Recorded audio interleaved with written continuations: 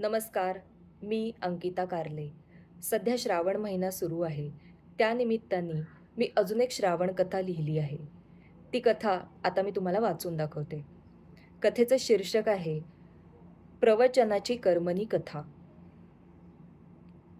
गणेशपूर नावाच्या आटपाट नगरात गणेश उर्फ गणूशेठ नावाचा धनाढ्य व्यापारी राहत होता.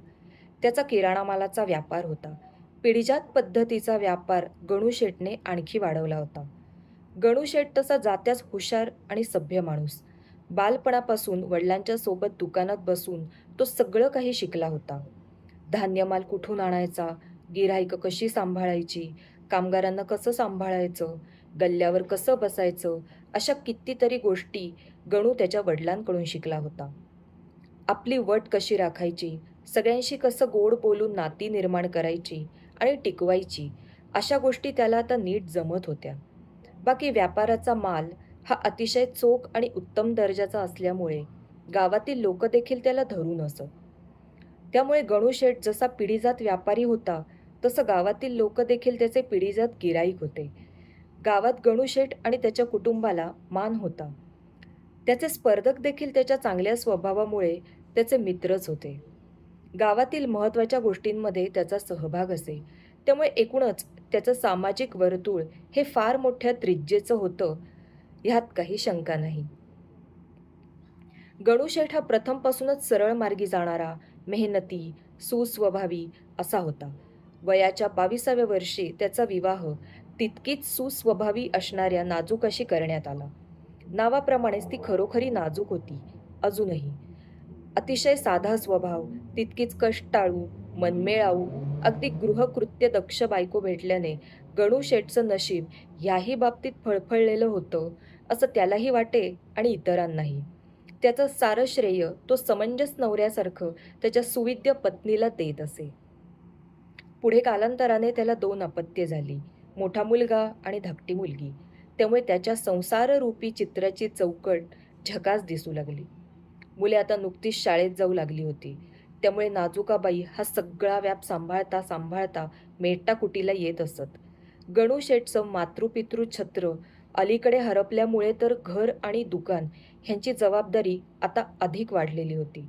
शिवाय येणारा जाणारा, पै पाहुणा, नातेवाईक, ओळखीचे पाळखीचे इत्यादी घटक आयुष्यात भरपूर प्रमाणात असल्याने एकंदरीत नाजूकाबाईंचा जीव दिवसाअखेर आता मेटाकुटीला येत असे.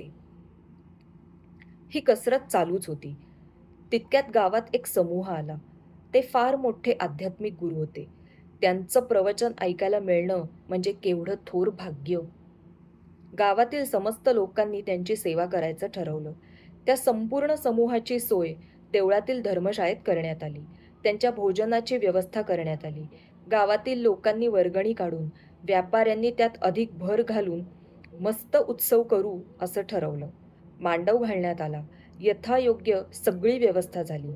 उत्सव जवळजवळ 2 महिने सुरू असणार होता.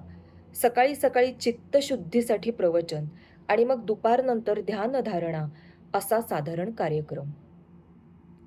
सुरुवातीला गणूशेठ आणि मंडळी सगळे उत्साहात येऊ लागले. सकाळी लवकर उठा, घरातील कामं आवरा, स्वयंपाक तयारी करा, मुलांचं आवरा आणि मग प्रवचन केंद्र गाठा. कोणालाही वाटतो तसा ह्यात उत्साह गणूशेठ आणि नाजूकाबाई दोघांना वाटला. पण हळूहळू 10-12 दिवसांनी नाजूकाबाईंना लक्षात आलं की हे सगळं एकाच वेळी हाताळणं अवघड जात आहे. बरं, स्वतःचं आवरणं, मुलांचं आवरणं, स्वयंपाक, घरातील काही कामं तरी फक्त सकाळीच करावं लागतं. ह्यातील एकही काम आत्ता न करता दिवसभरात कधीही केलं आहे असं चालणार नाही. बरं, प्रवचन ऐकण्यातच सगळ्यांना रस अधिक होता. ध्यानधारणा करणारे गावकरी मुळातच संख्येने कमी होते. त्यामुळे आता काय करावं हा प्रश्न उपस्थित झाला. होणारी ओढाताण, नाजूकाबाईंची समस्या आता गणूशेठला कळली होती आणि मान्यही झाली होती.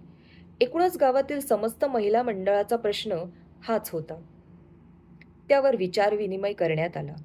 प्रवचन केंद्राला वाहून घेताना संसार प्रपंचधारक लोकांनी सदन केंद्राकडे दुर्लक्ष करू नये.